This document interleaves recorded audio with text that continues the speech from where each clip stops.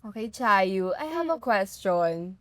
Medyo deep question. Okay. Have you ever lost spark on something you love doing? Ooh, it's a cool question. I think the thing I lost spark from is probably playing the guitar, like the ukulele. Parang nawala lang talaga ako ng motivation to do it eh. Like, bigla-bigla na lang. Siguro it's because of the classes or I don't know. Nawala na nga din yung mga kalyo ko for it eh. Pero, yeah, that's for me. Yes. And I think that's something a lot of kids feel too, that with everything going on around them, it's easy to get overwhelmed or pressure to keep up. And with that, hello everyone! Welcome back to Tinig Talks, where we give voice to stories and conversations that help us understand kids better, one episode at a time. And I'm Chayo Ordiales, and with me is Julen Canyon. And today's episode is one that hits too close to home. For many, today's topic is all about identity and mental health. How we see ourselves and how we see us, and why staying true to who you are matters most.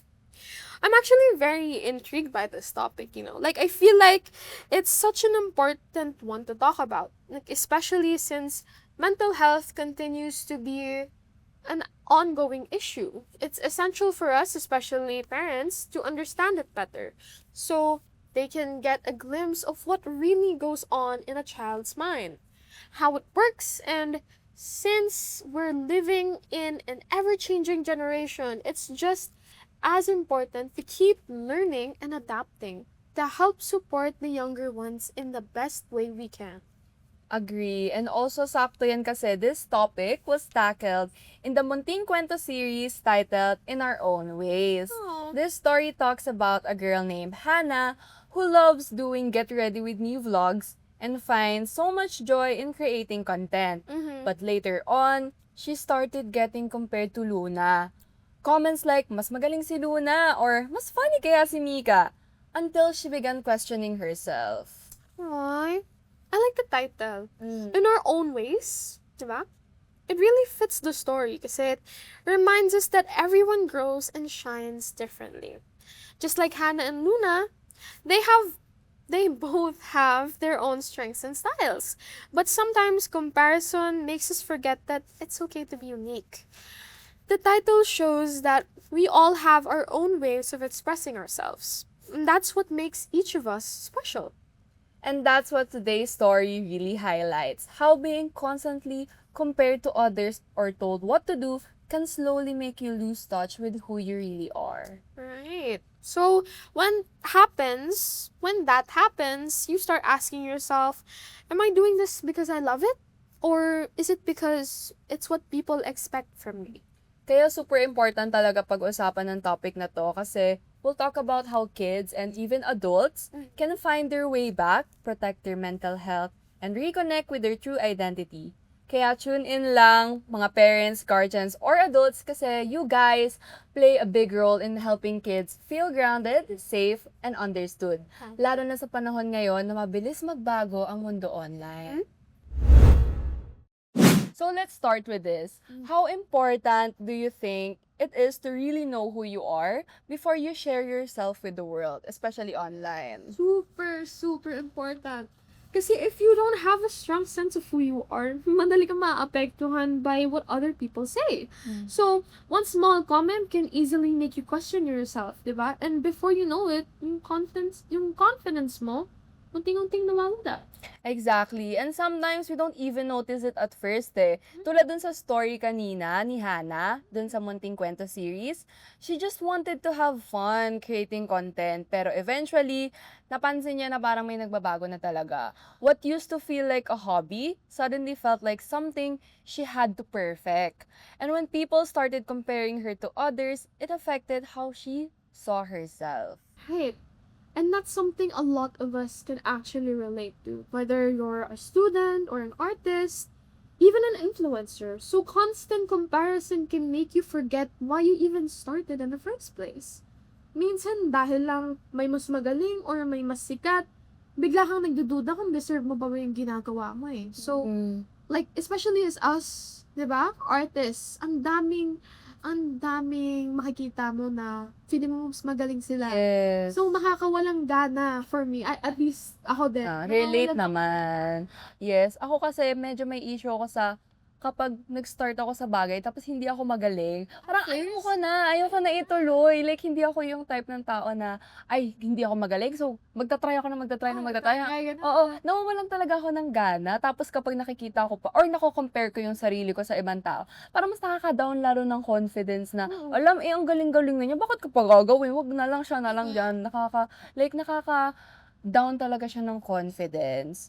And when that happens kasi, the joy slowly fades. Parang yung thing na you used to love becomes something you feel pressured to do. Not because it makes you happy, but because you feel like you have to meet expectations. Yeah, exactly. It's like you're performing instead of expressing. So the pressure to be perfect or to be liked online can lead to really immediate burnout. And that's when mental health starts to take a hit. So to anyone listening right now, maybe you felt that too, or maybe may kakilala kayo na going through the same exact situation. Remember that your worth isn't measured by likes, views, or how people compare you to others. True. So what matters most is staying authentic. Kasi once you start pretending to be someone you're not, just to fit in, just to be liked, doon na nagsisimula yung stress, insecurity, and pressure. And the more you pretend, the harder it is to recognize yourself. Yes, and of course, as always, parents play a big role here. They can help their kids build a stronger sense of self and identity by encouraging them to do things they genuinely enjoy. Hindi yung kung ano lang yung maganda tingnan online or para sa image nila, di ba? So remember to ask them questions like, what do you enjoy most about this? And how does this make you feel? These simple check-ins help kids reflect on why they're doing something and remind them that their feelings matter more than what the feedbacks of strangers give. Yes, and let's not forget that being a influencer or content creator can be fun and empowering. It teaches kids creativity, confidence, and communication. But of course, it also comes with challenges that aren't always obvious to adults. Di ba we often joke around na, ala, ayoko na mag-aral, maging influencer na lang ako. But syempre, hindi rin naman ganun kadali yung pagiging influencer, lalo na yung mga bata. Kapag bata pa lang, may spotlight na talaga sa kanila. And that's why parents and guardians should be mindful. You should encourage breaks, remind them na it's okay to rest. Siyempre, bata pa kayo. Sulitin nyo na yan. Nakakadaming pressure, guys. So, they don't need or have to chase every talent. The goal is to make content creation a healthy outlet, not a heavy responsibility. Because when a child feels supported, seen, and accepted, whether they're online or offline, mas madali para sa kanila to enjoy what they do without losing themselves along the way. True. This episode of Tinig Talks is brought to you by the Munting Tinig Project and our Munting Cuentos storybooks. Meaningful stories for modern families raising digitally connected kids. Now, let's move on to one of my favorite parts of the show, Tinig Stories. This is where we really get to hear the voices of kids who grew up in the spotlight, the ones behind the screens, and their experiences that often go unnoticed. So today, we'll be talking about someone we'll call Shea. So these are real stories from former kidfluencers we interviewed, and they remind us that growing up online isn't always as simple as it looks. Yes. Shaya started creating content at a very young age, so around like 2018. She didn't start for fame or attention. It was really about exploring her creativity, sharing her thoughts, and just having fun online. At first, she wasn't after fame or views. She just loved vlogging and doing DIYs and sharing bits of her everyday life online. Sabi nga niya, it all began as something fun and creative. And things really changed for her in 2020 when she officially became a TikTok influencer. Biglang dumarami na yung audience niya and more young people connected with her. More people recognized her, and she started receiving attention she never expected. It's that moment where the online world stops being just a hobby and starts feeling like a responsibility, even for someone so young. Yeah, but along with the fun parts came the pressure na pala. According to her, I feel a little embarrassed when I look back at my old videos. Even the way I spoke was different. But it also makes me smile because it reminds me where I started. That's very important. I love that she said that kasi it really shows growth. Na, okay, aware siya na, yun nga, nakikringe siya before or nahihiya siya sa mga content niya before. But it's also a recognition of her progress. Like, di ba tayo din naman, kapag nakikita natin yung mga old pictures natin, nagkikringe tayo. Like, Hindi talagang hahanapin yung mga old yes. ko. But that means na we're growing din. Course. Pero Shea also mentioned that becoming known online made her very conscious of how she presented herself. She said, I became super conscious, especially knowing that people might recognize me. Sometimes it's fun, but other times it makes me second guess what I share. There's always pressure to act a certain way. I got anxious because I felt like I was being judged constantly. Sometimes I felt like I was playing a character. And that's something Hannah from In Our Own Way story also went through. Yung feeling na people are watching, judging, just comparing. For Shaya, it even created anxiety, right? It's a side of content creation that a lot of people don't really talk about. The mental load of being on all the time. Even at an age when kids should be just exploring, learning, di ba? Yes, that really hits hard, no? Kasi, especially for someone so young, and there were times na si Shea, she prioritized audience reactions over her own feelings. She said na sometimes, nagjo-join na lang siya ng trends kahit hindi naman niya na-enjoy just to get the likes and validation. And for a kid ha, that's a lot of pressure already to carry kasi dapat they shouldn't be thinking about those things pa. Wow.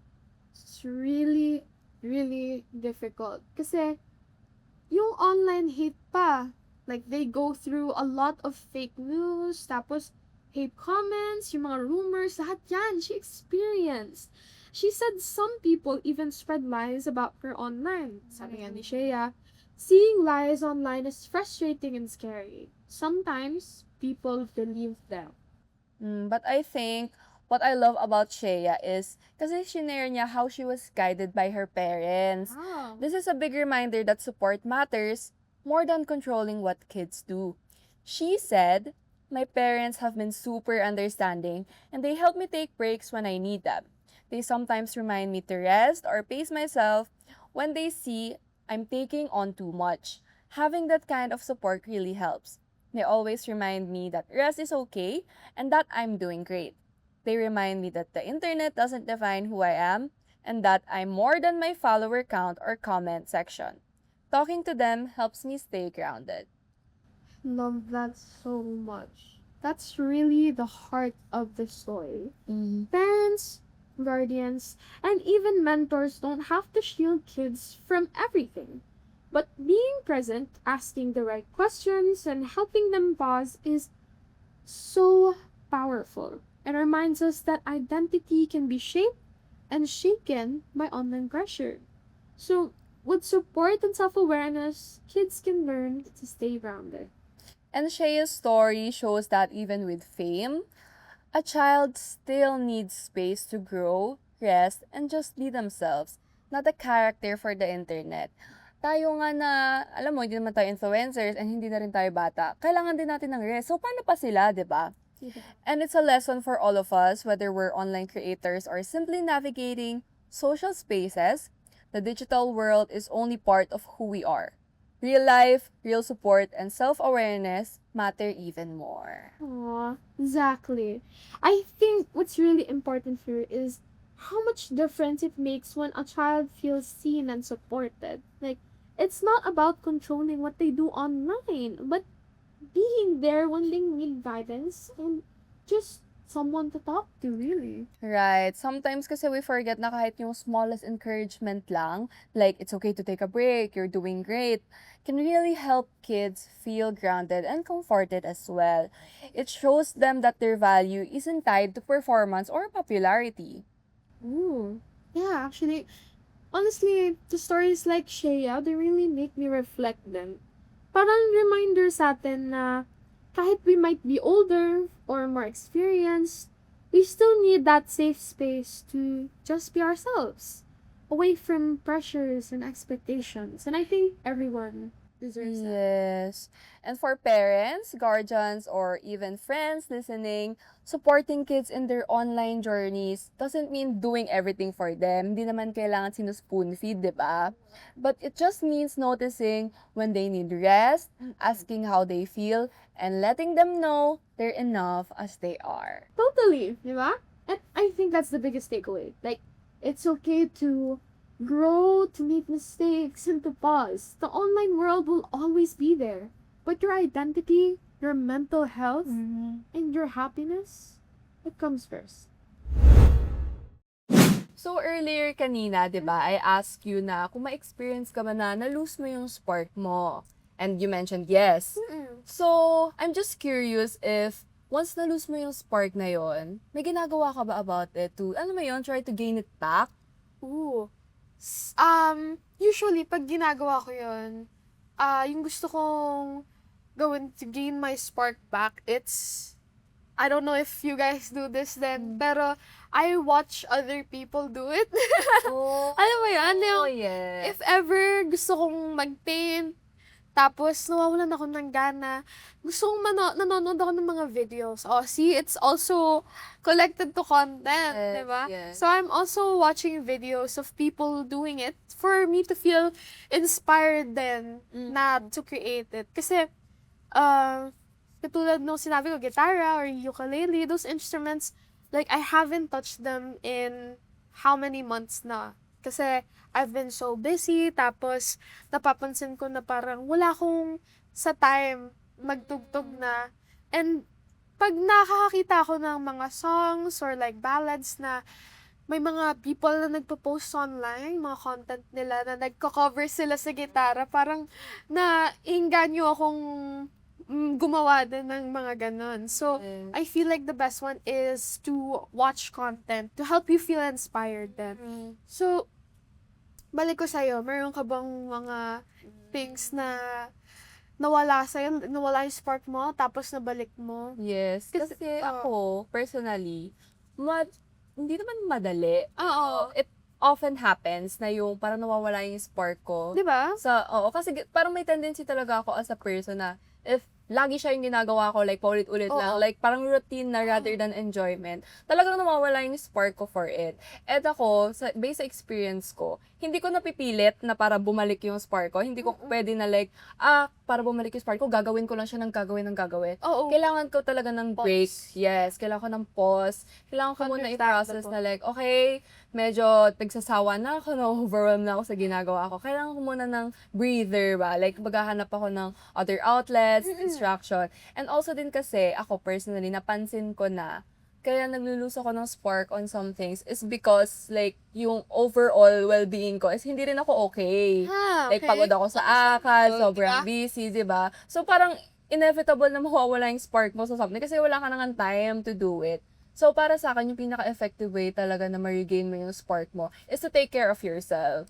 Siyempre, bigyan mo ng time yung sarili mo to process, to rest, and then once you're okay, you can go back to doing things na you love. Okay, pero kung mariregain man natin yung spark, paano ba natin ma-maintain to? Oh, medyo mahirap siya kasi yun talaga yung mahirap, yung pag-maintain. Pero talaga ang important dyan is balancing. Siyempre, hindi naman porket, okay, you love what you're doing, hindi naman porket gusto mo siyang gawin, yun lang yung ginagawa mo palagi. Kasi kaya ka talaga mababurnout kasi kahit gaano mo ka gusto or gaano mo ka mahal yung ginagawa mo. If it gets too much, if it gets overwhelming, talagang mapaburn out ka talaga. So, it's important to, alam mo yon, self-check na din na, wait lang, parang, ang tagal ko na, ito lang yung ginagawa ko. Parang content ng content. Parang ako ibang ginagawa, hindi na ako nakikipag-meet sa friends ko. Diba? Hindi na ako, alam mo yon, lumalabas, nasa bahay na lang ako lagi.